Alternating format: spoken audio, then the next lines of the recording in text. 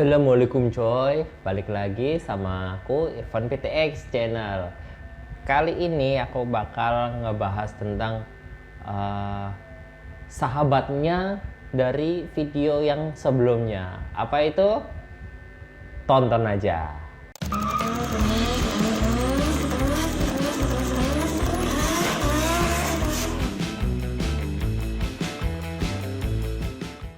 Oke coy, sebelum lanjut ke isi konten seperti biasa, jangan lupa untuk subscribe, untuk like, untuk share dan komen di videoku ini supaya menambah semangatku untuk membuat video yang lebih baik lagi. Video kali ini bakal ngebahas tentang sahabatnya jantungnya mesin. Jantungnya mesin, sahabatnya ini apa ya? Kita bakal ngebahas tentang transmisi. Di Indonesia, di seluruh dunia ya, untuk mobil itu kita tahu transmisi itu biasanya ada dua, manual dan matic. Tapi sebenarnya matic ini juga dibagi menjadi beberapa jenis lagi seiring perkembangannya zaman. Sekarang kita bakal bahas satu persatu. Sebelum kita beli mobil ya, biasanya kita juga bakalan nanya ke salesnya ini adanya matic atau manual kayak gitu. Kita lebih enak mana sih, pakai matic atau pakai manual? Sebenarnya sih sama-sama enak aja ya, tergantung si pemakainya, si pengendaranya lebih nyaman yang pakai yang mana, karena itu sebenarnya faktor subjektif gitu. Oke, perbedaan antara manual dan matic yang paling kelihatan adalah adanya kopling di gearbox manual. Di transmisi manual itu pasti ada koplingnya. Kalau di matic nggak ada koplingnya, pedal itu cuma gas sama rem. Kalau untuk di manual ada gas, rem, dan kopling. Fungsinya kopling itu apa? Kopling itu untuk ya masukin gigi, jadi kita mesti injek kopling dulu, baru kita masukin gigi ke 1, 2, seterusnya untuk masukin gigi. Kalau matic nggak usah, matic biasanya ada pencetan, itu hanya untuk pengaman aja ya, pengaman untuk misalnya dari R ke N atau ke R lagi, itu untuk pengamannya aja. Tapi selebihnya nggak perlu pakai kopling karena memang ada koplingnya. Belakangan ini banyak mobil-mobil itu pasti ada maticnya. Kalau dari dulu sebenarnya udah ada ya matic, tapi sekarang matic kan udah macam-macam. Karena matic ada kayak CVT, ada terus automatic transmission yang biasa, kemudian ada dual clutch. Nanti kita bahas itu nanti. Sekarang kita bahas tentang bedanya kalau dari segi pemakaian bensin. Pada dasarnya rata-rata ya, ini rata-rata matic itu lebih boros daripada manual, karena matic itu istilahnya kalau gasnya dibejek dia itu mikir dulu untuk muter ban, itu kayak ya ada jedanya gitu loh. Jadi itu bensin udah ngelocor tapi mobil belum jalan. Itu untuk matic yang biasanya konvensional ya. Kalau sekarang mobil-mobil yang istilahnya high end, maticnya itu ada mode sport. Mode sport itu komputernya dia lebih responsif lagi, untuk jadi bejek gas langsung. Kalau manual itu lebih irit, tapi kadang juga lebih boros, tergantung nyetirnya ya. Misalnya kalau manual, kalau pas antara injek gas sama bukaan kopling pas ya itu bisa irit. Tapi kalau misalnya koplingnya masih diinjak terus gasnya diinjak juga, otomatis bensin udah ngelocor tapi mobil nggak jalan juga kayak gitu. Kemudian kalau dari segi kenyamanan ya, kalau nyaman, saya pribadi nyaman pasti enak matic, karena ya kaki kiri istirahat, terus tangan juga cuma taruh di D, udah tangan di setir dua-duanya, lebih nyaman, lebih santai. Tapi kalau manual senang juga sih, apalagi kalau lagi buru-buru, lagi mau ngebut itu kayak manual. Makanya mobil balap itu banyaknya manual, nggak ada yang matic biasanya. Untuk perawatan, kali ini aku bahas untuk perawatan. Sampai sekarang, sampai tahun ini mobilnya, transmisinya ya. Kalau untuk yang manual perawatannya itu lebih gampang, istilahnya ya hampir semua bengkel tuh bisa gitu ngegarap untuk transmisi manual, untuk ngebenerin atau untuk servis kayak gitu. Kalau untuk Matic itu berat di ongkos, spare partnya mahal ya. Terus kemudian nggak semua bengkel juga bisa, jadi agak ribet. Terus oli transmisi itu juga beda ya, oli transmisinya kalau Matic. Terus setiap 50.000 km kalau untuk Matic itu harus ganti plat kopling. Nah itu yang agak makan biaya juga ya untuk ininya, perawatannya. Tapi kalau misalnya dirawat dari awal enak, teratur, ya pasti pemakaiannya juga lama. Nih sekarang aku bakal ngejabarin apa aja sih kelebihan dan kekurangan dua transmisi ini ya, antara manual dan yang Matic.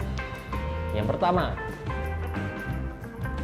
kalau untuk manual itu dia pasti menawarkan akselerasi yang lebih baik, manual, oke. Tapi kalau Matic itu pengoperasiannya lebih gampang, lebih nyaman, lebih praktis. Jadi semua orang pasti, istilahnya semua orang pasti bisa lah. Kayak naik motor Matic juga semua orang kayaknya pasti bisa gitu. Yang kedua, kalau tadi aku bilang nyaman mobil Matic, manual juga ada nyamannya. Tapi nyamannya adalah kita bisa ngatur ritme kemudi kita ya, jadi sesuai keinginan kita. Laju mobil itu sesuai keinginan kita gitu, kita yang ngatur. Karena ada manual, terus ada koplingnya, kita bisa ngatur sendiri kapan kita harus ganti gigi, kapan kita harus ngurangi gigi, kapan harus engine brake kayak gitu. Jadi lebih fleksibel kalau manual. Kalau Matic ya seperti tadi, gampang dikendarain, gampang dioperasiin, bahkan sama orang yang baru belajar pun pasti bisa kalau naik mobil Matic. Terus untuk ini kelebihan lanjut, manual itu irit bahan bakar.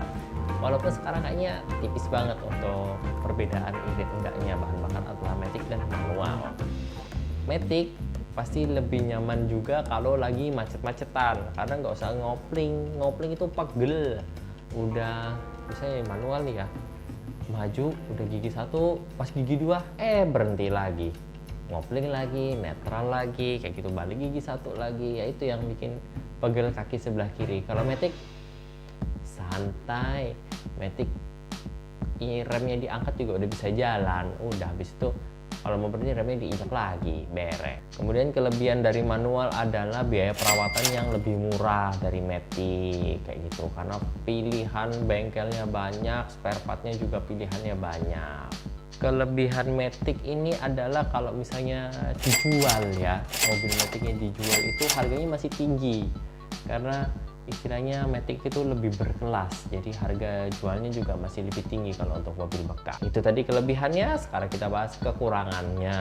Kekurangannya adalah kalau manual itu orang yang dari nol belajar nyetir itu harus paham, itu lebih ribet lah, lebih rumit lah, karena yang dihafal ada gas, ada kopling, ada rem, kemudian transmisinya 1, 2, 3, 4, 5, 6 R kayak gitu, itu harus ngerti. Terus sekarang kekurangan Matic adalah harga mobilnya ya, Matic itu pasti lebih mahal dari manual. Karena apa? Ya karena Matic memang lebih mahal ininya, kos produksinya. Terus yang kedua, kalau manual orang nyetir itu cepet capek karena semuanya bergerak kan, tangan kanan pegang setir, tangan kiri pegang persneling, terus kaki kiri harus siap dikopling, kaki kanan gas dan rem ya. Jadi semua gerak, jadi bakal lebih cepet capek. Kekurangan Matic adalah tadi, kelebihannya manual adalah akselerasinya bagus. Kalau Matic agak kurang bagus akselerasinya, kecuali mobil-mobil Sprott ya, yang Matic itu pasti bagus, namanya juga mobil sport. Terus kemudian manual itu adalah kurang nyaman kalau macet. Nah, udah tadi capek terus kena macet lagi, itu udah nggak enak banget tuh. Terus Matic adalah kekurangannya adalah lebih boros sedikit, ya boros, ya itu relatif lah boros enggaknya. Kemudian juga pergantian oli transmisinya juga harus rutin kalau Matic. Jadi ya garis besarnya itu perbedaannya antara manual dan Matic. Kemudian lanjut kita akan bahas tentang macam-macam transmisi Matic yang rata-rata ada di Indonesia itu ada 4 jenis. Ya, yang pertama adalah automatic transmission, kemudian CVT itu continuous variable transmission, kemudian yang ketiga adalah dual clutch transmission, ini juga ada dipakai di motor kadang-kadang. Kemudian automated manual transmission, kita bahas satu-satu. Nah, kalau Matic konvensional itu cara kerjanya adalah menggunakan torque converter, ya. Ia mengubah tenaga mekanis dari mesin menjadi energi kinetis, ya, kepada drive shaft supaya rodanya muter jalan gitu. Biasanya kalau automatic transmission ini kan yang paling basic ya, biasanya di mobil-mobil SCGC juga pakainya yang kayak begini. Kemudian lanjut ada CVT. Proses perpindahan tersebut dihasilkan dari perubahan diameter sepasang puli. Ya, jadi puli ada beltnya kayak gitu, kayak motor Matic jadinya itu CVT. Ya, nah, transmisi CVT ini ada kelebihannya. Jadi perpindahan giginya itu halus. Jadi lebih enak dikendarain, kemudian lebih efisien bahan bakar juga daripada automatic transmission yang basic tadi.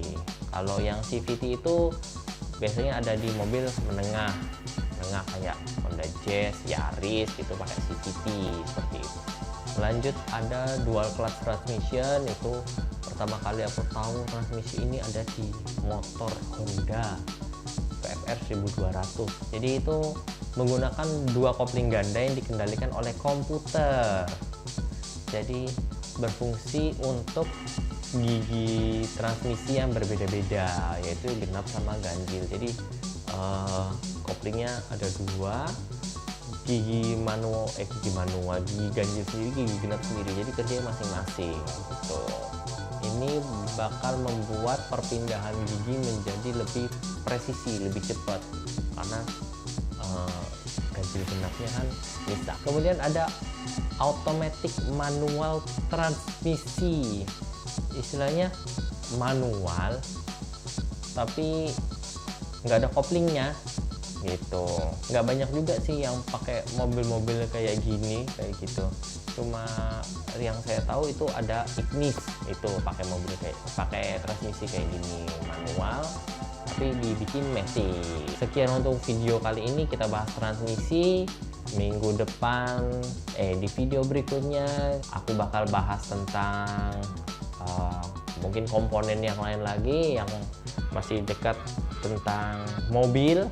Jadi jangan lupa juga untuk subscribe, like, share, komen video-videoku supaya aku bisa semakin semangat untuk membuat video-video yang lain yang lebih bermanfaat, yang lebih bagus, yang lebih baik dari sebelum-sebelumnya.